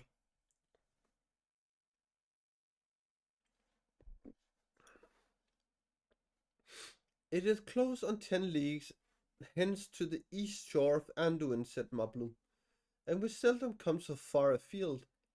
But we have a new errand on this journey. We come to ambush the men of Harad. Curse them. Curse the Saurons, said Damrod. 'Tis said that there were dealings of old between Gondor and the kingdom of the Hadrar in the far south, though there was never friendship. In those days our bonds were away south beyond the mouth of Anduin, and Umbar, the nearest of their realms, acknowledged our sway, but that is long since. This many lives of men since any passed to or fro between us. Now of late we have learned that the enemy has been among them, and they are gone over to him, or back to him. They were all ready to his will, as have so many also in the East. I doubt not that the days of Gondor are numbered, and the strength sorry, and the walls of Minas Tirith are doomed. So great is his strength and malice. But still we will not sit idle and let him do all as he would, said Moblung. These Kurt Sarons come now marching up the ancient roads to swell the host of the Dark Tower. Yeah, up the very roads the craft of Gondor made. And they go ever more heedlessly, we learn, thinking that the power of the new master is great enough, so that the mere shadow of his hills will protect them. We come to teach them another lesson. Great strength of them was reported to us some days ago, marching north. One of their regiments is due by our reckoning to pass by some time ere noon, up on the road above, where it passes through the Cloven Way. The road may the road may pass, but they shall not. Not while Faramir is captain. He lives now in all perilous ventures, but his life is charmed, or fate spares him for some other end. Their talk died down into a listening silence. All seemed still and watchful. Sam crouched by the edge of the fernbrake, peered out. With his keen hobbit eyes he saw that many more men were about. He could see them stealing up the slopes, singly or in long files, keeping always the shade of grove and thicket, or crawling, hardly visible in their brown and green raiment, through grass and brake. All were hooded and masked, and had gauntlets on the hands, and were armed like Faramir and his companions. Before they had all passed and vanished, the sun rose till it neared the south. The shadows shrank. I wonder where that dratted Gollum is, said Sam, or thought Sam, as he crawled back into deeper shade. He stands a fair chance of being spitted for an orc, or of being roasted by the yellow face. But I fancy he'll look after himself. He lay down beside Frodo and began to doze. He woke, thinking that he had heard horns blowing. He sat up. It was now high noon. The guards stood alert and tense in the shadow of the trees. Suddenly the horns rang out louder, and beyond mistake from above, over the top of the slope, Sam thought that he heard cries and wild shouting also, but the sound was faint, as if it came out of some distant cave. Presently the noise of fighting broke out near at hand. Just above the hiding place, he could hear plainly the ringing grate of steel on steel, the clang of sword on iron cap, the dull beat of a blade on a shield. Men were wheeled, yelling and screaming, and one clear, loud voice was calling, "Gondor, Gondor!" "It sounds like 100 blacksmiths all smithing together," said Sam to Frodo. "They are as near as I want them now." Hmm.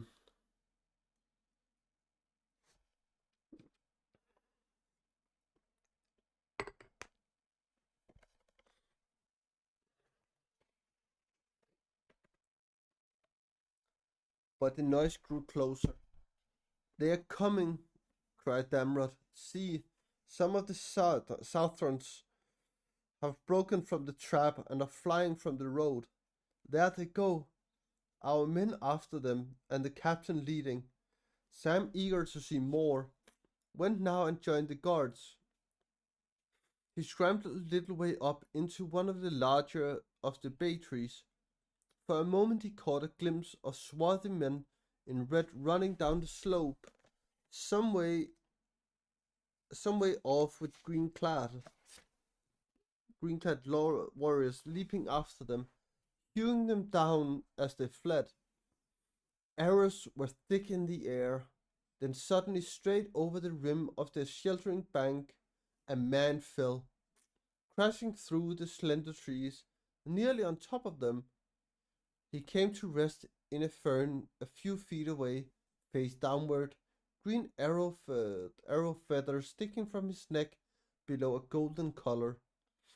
His scarlet robes were tattered, his corselet of overlapping brazen plates um, was was rent and hewn, his black plaits of hair braided with gold were drenched with blood. His brown hand still clutched to the hilt of a broken sword. It was Sam's first view of a battle of men against men, and he did not like it much.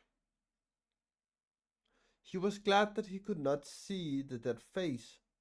He wondered what the man's name was and where he came from, and if he really was evil of heart, or what lies of threats that had led him on the long march from his home, and if we would not really rather have stayed there in peace, all in a flash of thought which was quickly driven from his mind, for just as Mablung stepped towards the fallen body, there was a new noise, great crying and shouting amidst it.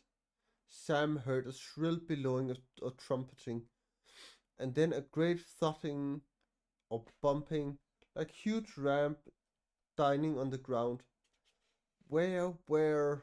cried Damron. Cried Damrod to his companion. May the Valar turn him aside. Mumach. To his astonishment and terror and lasting delight, Sam saw a vast shape crash out of the trees and come carrying down the slope. Big as a house, much bigger than a house, it looked at him.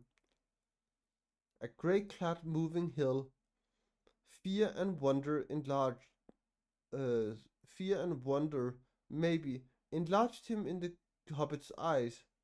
But the Mumak of Harad was indeed a beast of vast bulk, and the like of him does not walk now in Middle-earth. His kin that live still in latter days are but memories of his girth and majesty.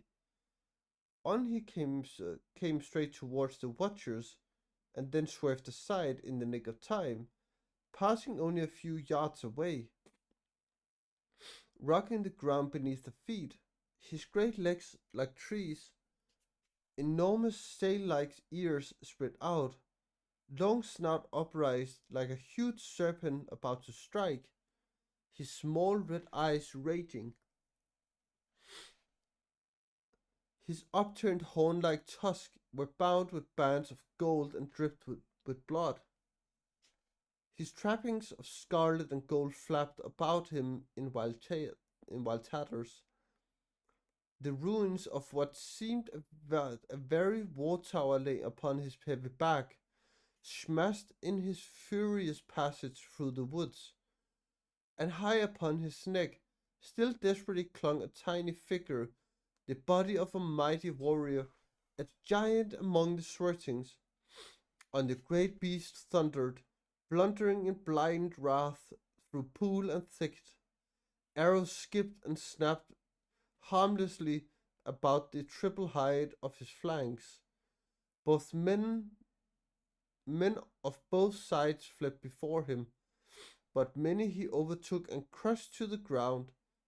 Soon he was lost to view, still trumpeting and stamping far away. What became of him, Sam never heard.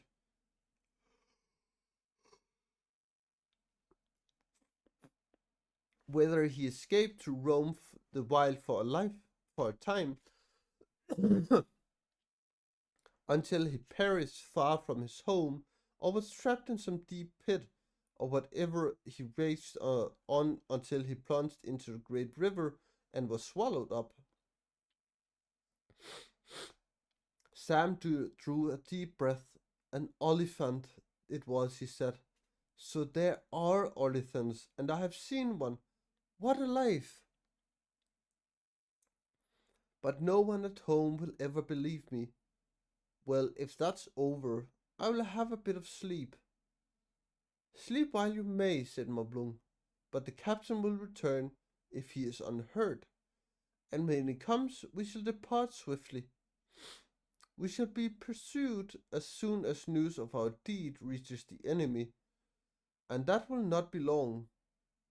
Go quietly when you must, said Sam. No need to disturb my sleep. I was walking all night. Mablung laughed. I do not think the captain will leave you here, Master Samwise, he said, but you shall see. So that was the last page of today's chapter.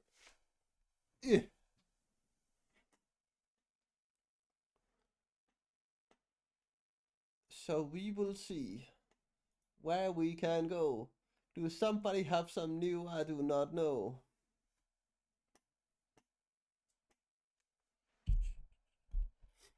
You are very welcome. I love having everyone here.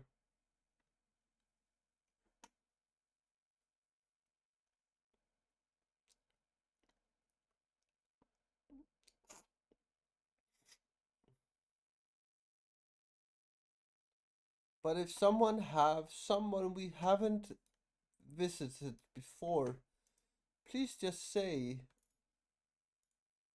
because then we might go there. Yeah, that's true.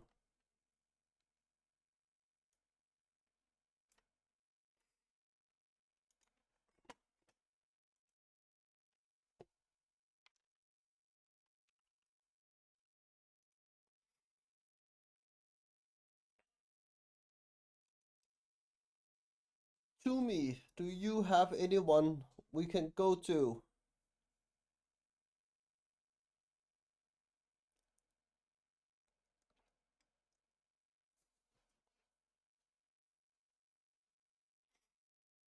I don't want to rate the same people again and again and again.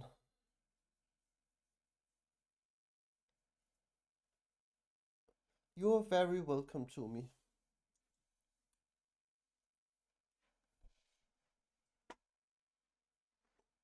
Mm.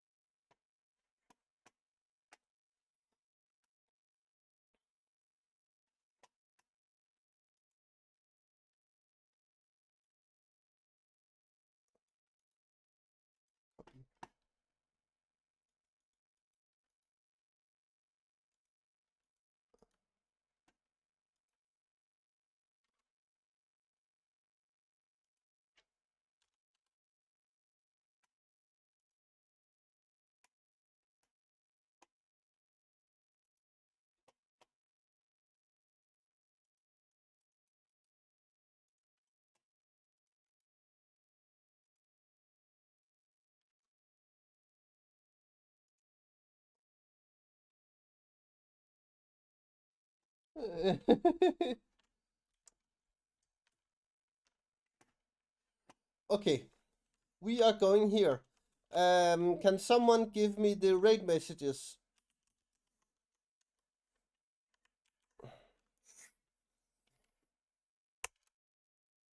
Because we are going to Elisa's tentacle.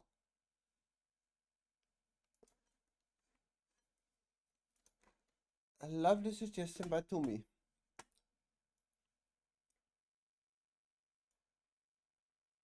So yes. Yes! I need to update my raid command, my follower raid command with the raid mode. Thank you for reminding me, Tommy. That was great. So yes, everyone, we are gonna go and say hi to Elisa's tentacle. So please join in saying hi to them and have a lovely week until we see each other again next Sunday